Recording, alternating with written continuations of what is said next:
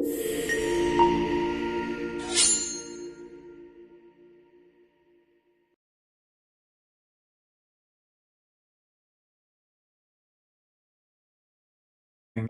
we have our speaker here, Bob Wold. Well, thanks everyone. My name is Bob Wold. I'm the CEO of Quantum Rings. One of the interesting things, I'll just dealing with Mac permissions here in the background as we go because I don't use Zoom too often. Hope you guys can see that. But I have a background in frontier technology, but actually only about 4 years of that have been in the quantum computing space. I've sort of watched a number of different types of frontier technology go from these strange ideas that people didn't really believe in and they weren't really sure if they were going to work, all the way through to, turning into technologies that you and I wouldn't consider frontier technologies anymore because we use them every day. And it's really cool to be here at this moment in quantum computing because we're sort of on the early tipping point of where this goes from like science fiction into reality. And we all sort of need to build a plan around that. And so the presentation I have today kind of talks about that idea of the tipping point. It kind of leans off of a McKinsey report that I reference pretty often. That's really pretty bullish on the state of quantum computing. I thought it would be really good to share that because there's a lot of really good information about why the whole industry is so excited about quantum right now. But then usually if you talk to the people that are super bullish on quantum computing, they usually will look past a lot of the real obstacles that exist in terms of like adopting it, both as individual practitioners, but also as, companies trying to figure out how it's going to impact your business.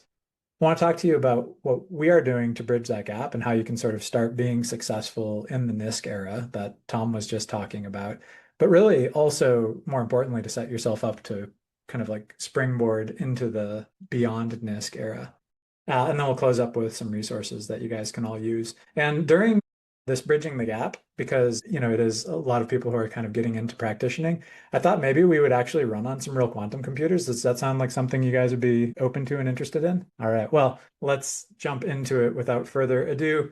So the tipping point. Okay, when we started this company, we started it just 2.5 years ago. And like literally 2.5 years ago, the most common conversation I had was, will there ever actually be a useful quantum computer?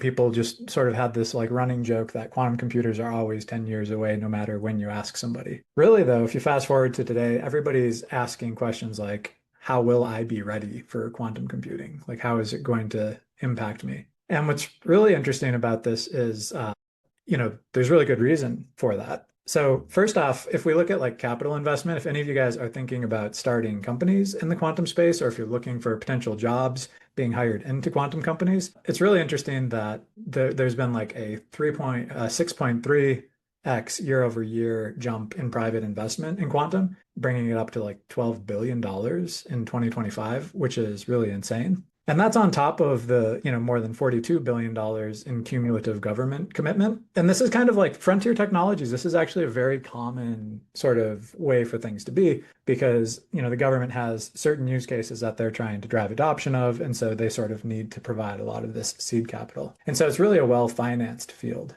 What's really interesting about the private capital, though, is that when we fundraised first for our company, it was in 2023 here, and we thought things were very good. You've got a $2 billion kind of inflow of private capital. That's been dwarfed, right? This $12 billion level is quite substantial. And even as recent as, 2 weeks ago, we're still seeing new things like executive orders being launched. There were two executive orders signed on June 22nd. One of them arguably was sort of like fluffy, and one of them was very kind of like concrete. Those two executive orders, one of them was focused on quantum innovation, and it was sort of using a lot of the work that DARPA had done to look at a lot of the different quantum computing companies, and they've realized the trajectory that we're on. And so they've set a very achievable goal of sourcing a system by 2028 that's scientifically useful for the federal government. They also went on to expand a lot of the work around quantum workforce development. And so if you guys are the potential quantum workforce, this increased focus on workforce development probably means a lot of additional opportunities opening up to you guys. They also focused on domestic supply chain. The components needed for building quantum computers can be pretty crazy and rare. And so building our own ability to do that, and an increased focus on counterintelligence protections, which sounds kind of like far-fetched, but I will say even as a, relatively early stage quantum company, we have personally experienced some, counterintelligence attacks that we've needed protection against. But what is less fuzzy and more concrete is this move in the second executive order to basically accelerate the government adoption of post-quantum cryptography. So when NIST first launched these standards in 2024, they basically said that everybody should be off of RSA by 2035 to be safe. That timeline has been pulled into 2030, so quite the change in terms of getting all of our encryption systems off of RSA and onto post-quantum cryptographic systems. But what's really crazy about that is that NIST only announced that original post-quantum encryption standards in August of 2024. And so it really hasn't been a lot of time since they set the original deadline, which should sort of make us think, okay, we thought the trajectory was here. Actually, the trajectory is here, which is, pretty crazy. And so some of the things that have happened in between then and now that make this sort of acceleration so realistic are things like, Google unveiled the Willow chip, like literally the month after those post-quantum cryptographic standards were announced. With the launch of the Willow chip, they also showed that they could do, something with they could do something that they claimed would take like 10 septillion years. So classical computers would take longer than the universe existed to compute, but a quantum computer could do in like 10 minutes. They also showed some really cool work with error codes where they were able to find that they could, continue to increase accuracy by putting additional physical qubits into kind of working together to make these logical corrected qubits. We've seen things like Quantinuum continue to push the quality of the physical qubits. So when we talk about the obstacles, we'll talk about like some of the real problems that people have. But one of those problems is that it's really hard to make qubits that are accurate. Quantinuum was able to get, really good results with 1 qubit gate fidelities of 99.99 and 2 qubit gate fidelities of 99.92, which, okay, so if you're like a computer science guy, like I classically grew up, you look at those rates and you're like, okay, those are impossibly bad error rates. But actually, those are incredibly good error rates for physical qubits in today's systems. In that same work, they demonstrated that they could combine qubits to achieve 48 logical qubits, which is a pretty good milestone. Google put out a paper really recently that really shook the market. It took a few days for people to really hear what this was saying, but then everybody kind of started freaking out. So the net of this paper that Google put out was that the encryption that protects Bitcoin, the elliptic curve encryption, could be broken with 1400 logical qubits. Now, remember that number for a second, because we'll come back to that number in just a second. But 1400 logical qubits is not that many. And, obviously something like breaking the encryption that protects the core chain of Bitcoin would be pretty substantial. We've also seen a lot more partners, like companies that are partnering with, IBM and others to do really large quantum experiments. Like, an example is this, really large protein synthesis that was simulated with the Cleveland Clinic, Riken, and IBM. But a lot more industry collaborations are starting to happen at a big scale. And we're continuing to see sort of not just the qubits getting better and not just the use cases getting better and the algorithms getting leaner, but we're also starting to see people thinking about scaling out. So one of the big accomplishments that happened that really flew under the radar was this work that IonQ had done to demonstrate interconnects that allowed them to build entangled states across different quantum computers, which is basically like the idea of horizontally scaling your quantum computers, which is a really important part on delivering large systems that are going to be, solving billion-dollar problems. And so why is that last bit really important? Well, at World Congress, IonQ unveiled this roadmap. I'm just going to zoom in on it a little bit here. So this white line at the bottom represents physical qubits. Represents logical qubits. The top line represents essentially physical qubits. And you'll notice that by calendar year 2028, they say that they're going to achieve 1,600 logical qubits.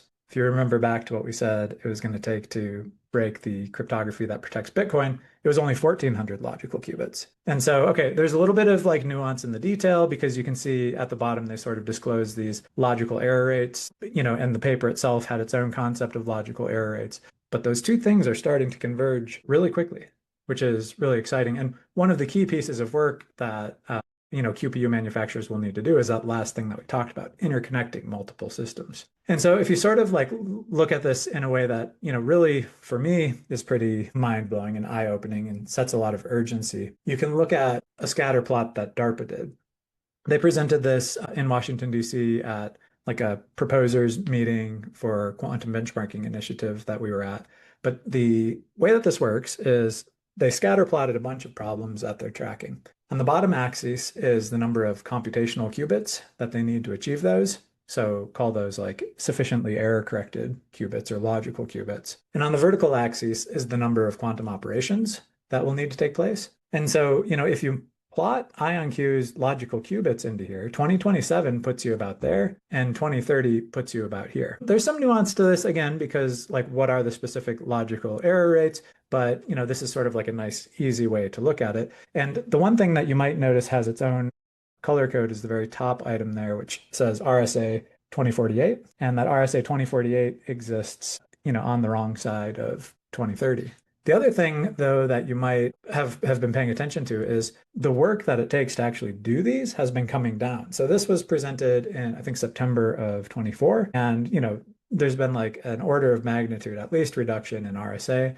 And a lot of these other problems have had reduced resource requirements in order to compute them too. And so the net is that companies are starting to work really aggressively on this. There are 300 or more companies that are working directly with quantum computing vendors, in addition to all of the companies that are out there running quantum programs on their own. IBM even estimated that 60% of Fortune 500 companies are either engaging with them or exploring programs with them right now. And there was a recent survey that showed that 98% of all people who have started quantum programs are planning to continue those programs despite the headwinds that they'll face, which we'll talk about in a second. And so, it really represents this idea of a commercial tipping point for quantum computing. And in this world where there's only one suitable applicant for every 3 quantum jobs that exist, you all are, I think, doing a good thing by investing in yourself at this point to be the very highly valuable resources that can fill that gap. All right, so it's not always rainbows and butterflies, though. There's a lot of stuff that is kind of not quite so bullish about this.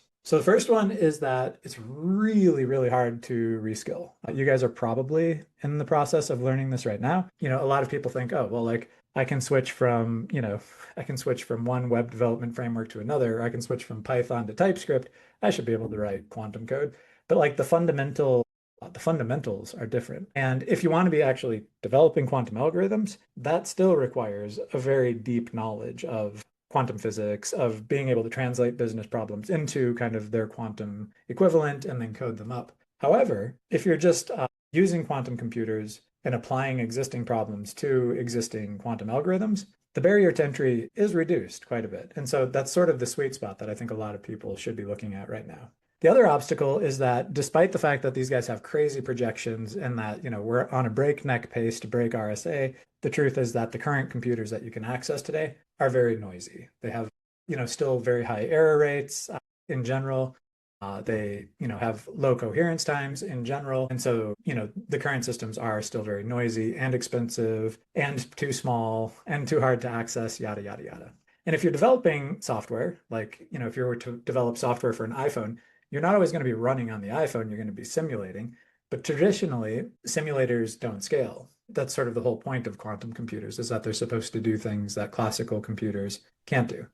And so, the way that physicists have classically designed these, they don't scale. And last, while the hardware is making incredible progress, and this is sort of the way that it works for every frontier technology, is that in the early days, everybody thinks that they're going to be the Steve Jobs of quantum computing. And so everybody wants to own the entire stack. They want to make their software work better with their hardware. They want to let data come into their system. They don't want to let data go out of their system. And so we're sort of in this stage where the software stack itself is really lagging the hardware. And even when you do find very interoperable things that allow you to run on between different quantum computers, like Chasm is like an abstraction layer that lets you do that, you're kind of at like the assembly level language almost, which is really like low level for writing large scale applications. Okay, so how do you bridge the gap? Well, simulation is still the starting point. It gives you a clean environment. You don't have to deal with like the physics of information decohering, entropy, error rates. You can just run in an environment where you're running on reliable bits. You can iterate fast because you can run those simulations locally or in your cloud. You don't have to wait for a quantum computer to become available.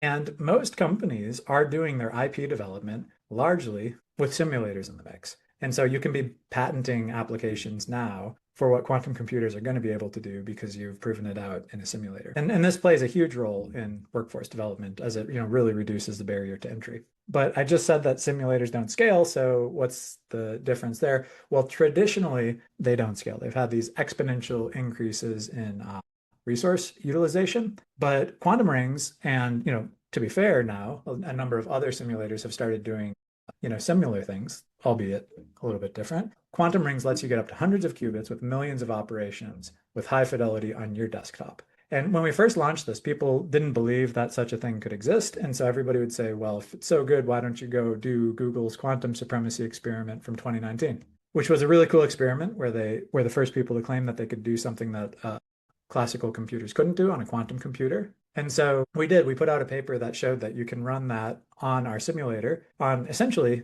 a Dell laptop. And not only that, but the way that they measure the accuracy of the execution of that, where the top of this chart is better and the bottom is worse, we actually outperformed a real QPU quite substantially, which is sort of to be expected because, we don't have the hard physics to deal with. And so after we launched that, NVIDIA reached out and said, well, if you can do it in 2.5 days on a computer with 32 gig of RAM, what could you do if we gave you access to a compute cluster? Okay, so we start off one CPU node, 2.5 days, 1,000 times slower than a QPU. So if we run it on a GPU with 100 CPU nodes to run sampling, we can actually get that down to an hour and 15 minutes. And if we put it on 1,000 CPU nodes, we can get that down to a 17-minute experiment, which is only 5 times slower than a quantum computer. And, the original estimate was that it would take 10,000 years for the biggest supercomputer in the world to do, which, we've blown away. But there's nothing specific to that experiment. You can do any of the experiments you guys want to run in Quantum Ring Simulator. We don't even know what you're doing. We're just calculating the math behind the scenes and simulating it. And so a couple of real quick examples before we jump into a little hands-on experience is Shores. So Shores is the algorithm that factorizes large integers. It's the one that threatens RSA. The largest sample of that running was simulated at 39 bits. That's a really small number, but still a really cool proof of concept. It required 2,000 GPUs to simulate that 39 qubit or that 39-bit RSA factorization. We went and we tried 40, 45, 48, and we found that we could go all the way up to 48 on a single CPU-only laptop running quantum rings. We also have had other people run a lot of other experiments where they're consistently finding that quantum rings can run faster than any of the other simulators, and that quantum rings can achieve higher fidelities even when you're running, really large qubit numbers with really large gate counts. And so maybe I'll jump to the fact that the simulator is also free for academic use. And so we'll put this QR code back up and we'll distribute these slides, but you can sign up today, totally free, pip install it, and start running on your computer today. But what we quickly found was that people don't just need simulators. People want to jump from simulation to running on real quantum hardware. And so in December of last year, we launched an offering called Open Quantum. In fact, Tom's company is also running on Open Quantum, where they can have access to computers like Rigetti, IQM, IonQ, AQT, any of the commercially available systems. You can access them through a single API. You can even connect into like lab software that runs quantum computers. And so if you have a quantum computer at a lab, which, most of us don't have the millions of dollars to do that, but there might be somebody in the audience, you can connect that computer to the cloud through Open Quantum that way.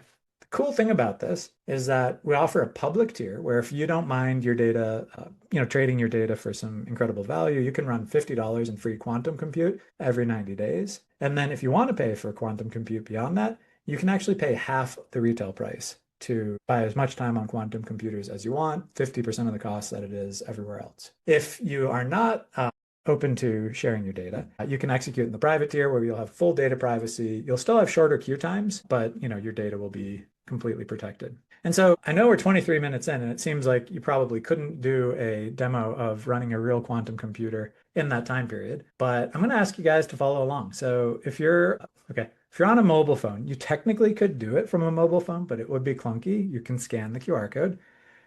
Or open a tab in your web browser and go to openquantum.com. I will exit this presentation and I'll do that with you guys too.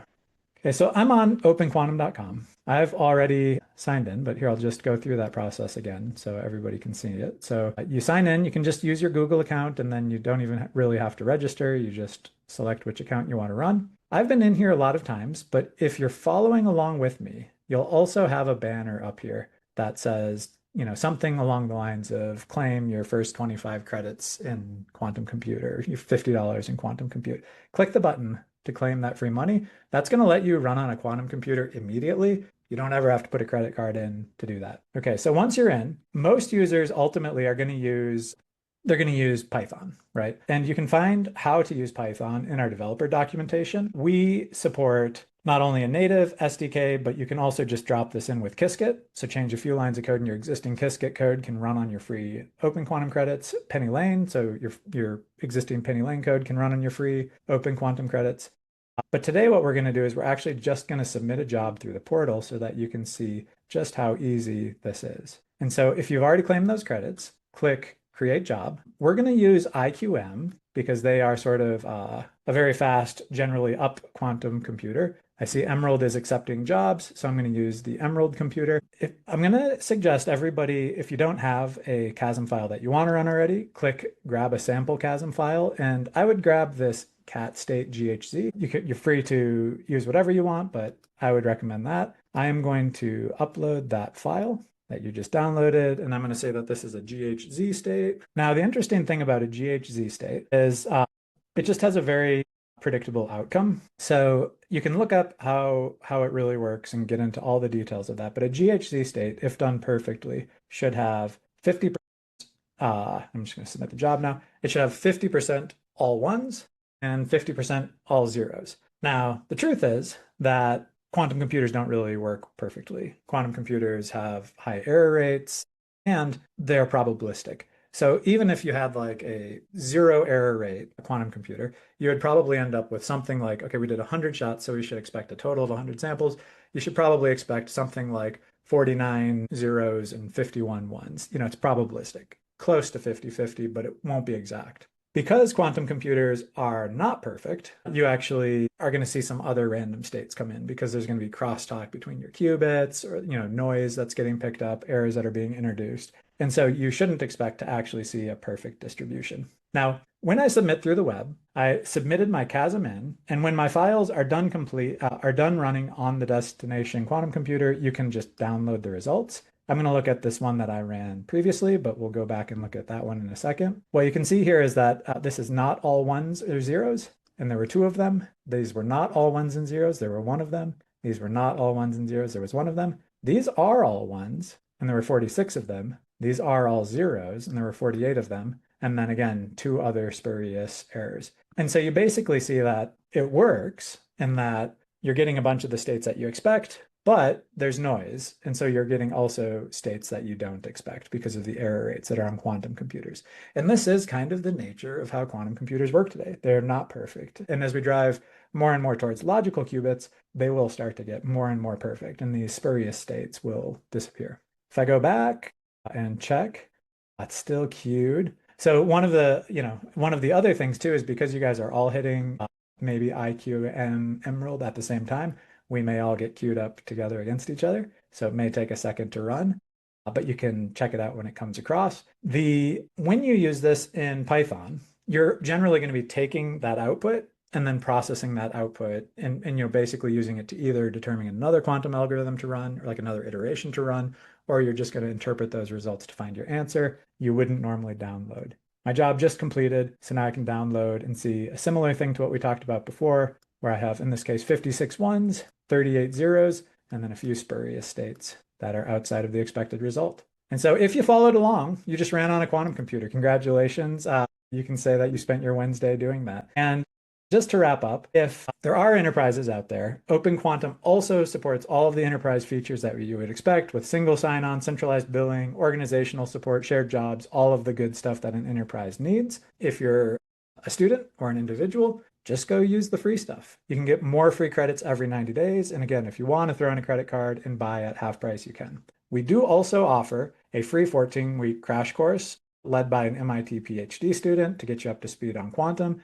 And so if you want more details on that report that I was talking about earlier, you can scan the QR code here. If you want to use the large scale simulation, you can scan this code. If you didn't follow along with us on Open Quantum and you want to follow along later, you can scan this QR code And if you want to take that free 14-week crash course on quantum computing, that's the bottom right. And so with that, I'm going to open it up for questions in the last 30 seconds. I went a little long, I'm betting. But yeah, thank you for following along. Yeah, so the way we do questions is a little different here. We have them on Discord so that it doesn't junk up Zoom. So I'm going to moderate those for you.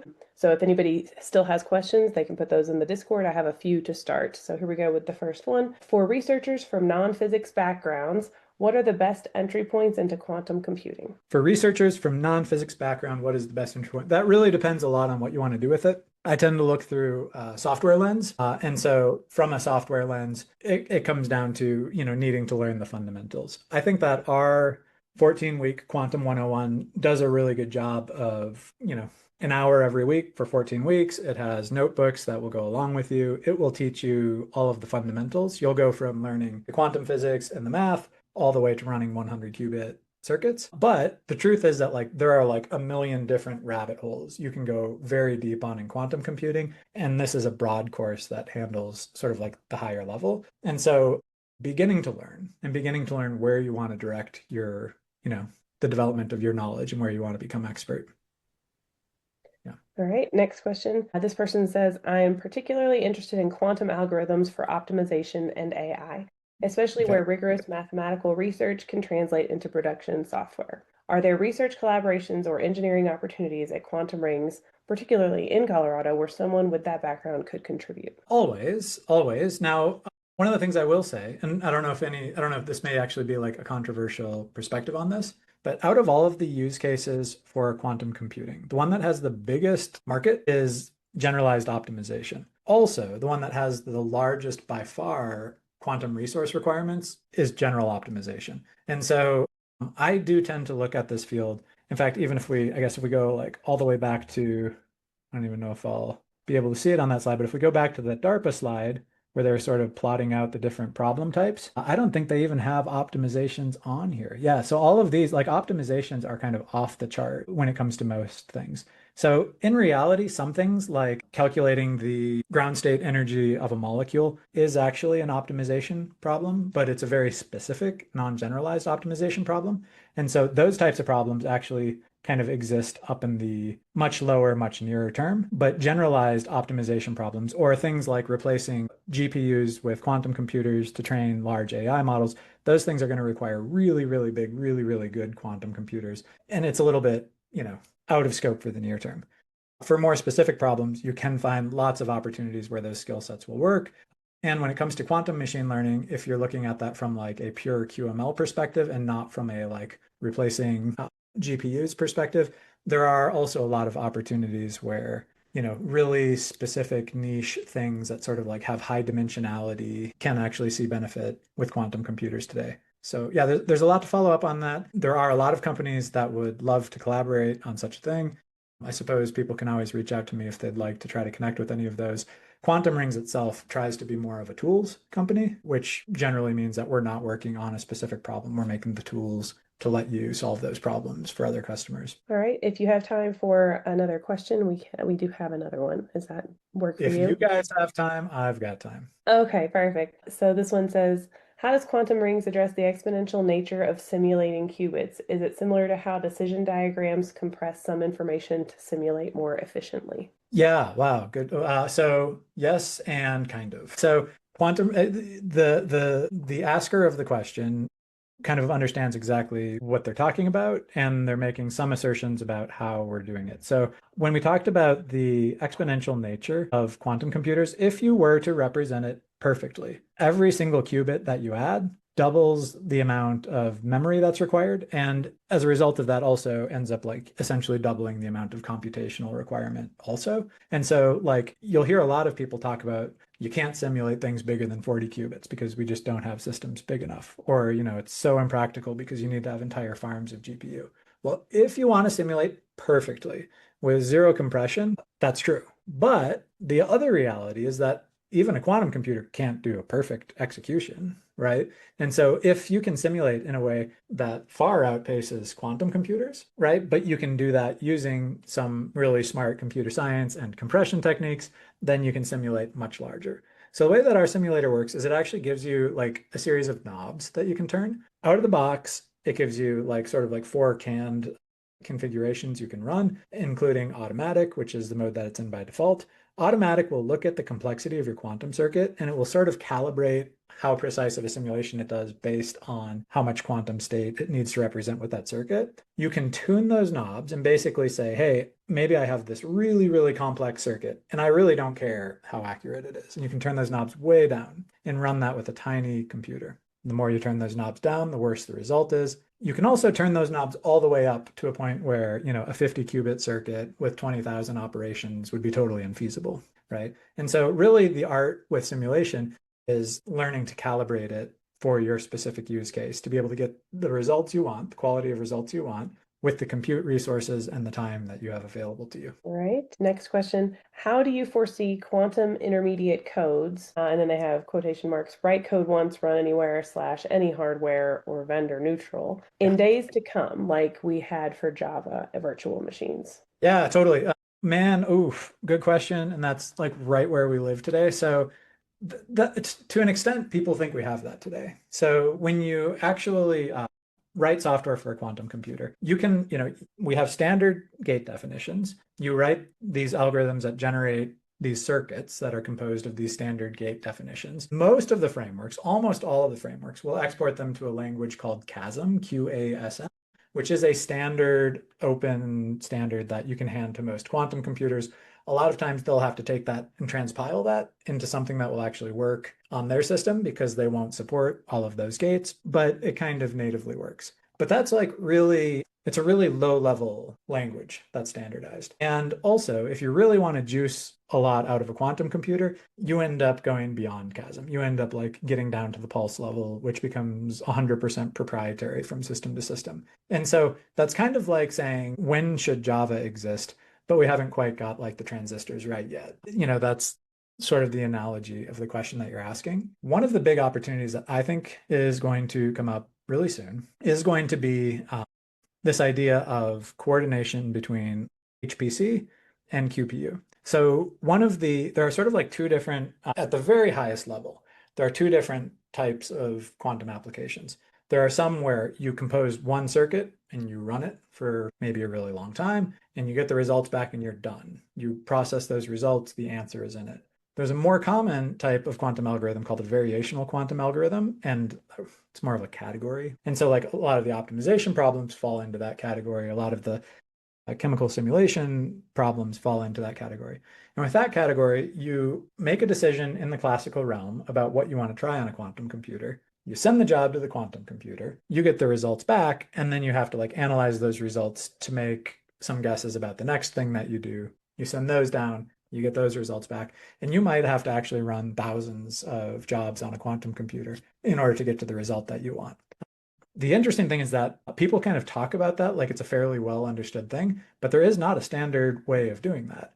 And so like one of the most inefficient ways to do that would be to go back and forth between your computer on one side of the cloud, across the internet, get into line, which on IBM systems can be 12 hours long, wait for your job to get executed, get the results back from your job, work on it more, send another one, get in the queue again, right? It could take you longer than a classical computer to do it. What needs to happen is we need to get into having like quantum applications that are packaged up, deployed out to a local environment, wait for their turn, and then they have the time to do all of those interactions together. But standards don't exist for that yet. Also, we're talking about like assembly language type development. And so like assembly language sort of needs to have the C++, and then it needs to have the Java, and then it needs to have the TypeScript. It needs to work its way up. But what I think is maybe a cooler analogy is instead of looking at the specific development languages, I think it's more to look at like the levels of how deep you have to get into it. So say, for example, today I have to write a quantum circuit